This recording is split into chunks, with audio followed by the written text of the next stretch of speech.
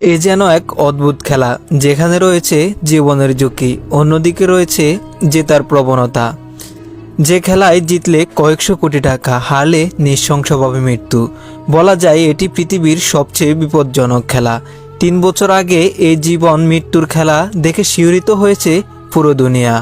এবার দ্বিগুণ উত্তেজনা নিয়ে ফিরে এসেছে দক্ষিণ কোরিয়ার survival thriller horror television series Sprite গেমের দ্বিতীয় সিজন।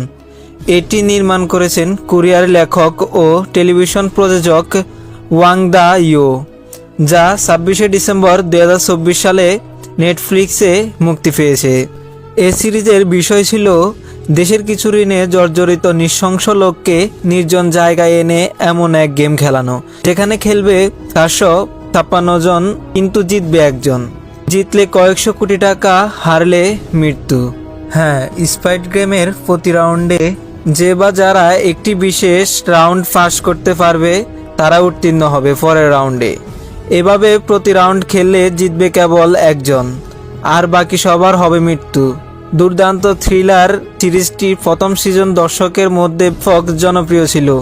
দ্বিতীয় সিজন নিয়ে দর্শকদের মধ্যে উত্তেজনা যেন আরও বেশি, কেননা স্প্রাইট গেম সিজন জগতে একটি নতুন মাত্রা যোগ হয়েছে।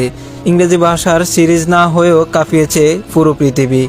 কোয়ালিটি বজায় থাকলে যে ইংরেজি ভাষার প্রয়োজন হয় না তা দেখিয়েছে এই সিজনে।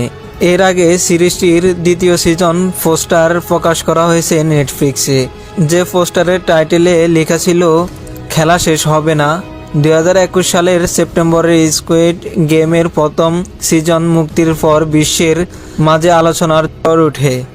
মুক্তির 28 দিনের মধ্যে 1.6 বিলিয়ন ওয়াচ হয় সিরিজটির। সে সময় এ মহিষী বেশ কিছু পুরস্কারও পেয়েছিল। সিরিজটির প্রথম সিজনের মতো দ্বিতীয় কিস্তি নিয়ে অনেক তোলপাড় সারা বিশ্বে।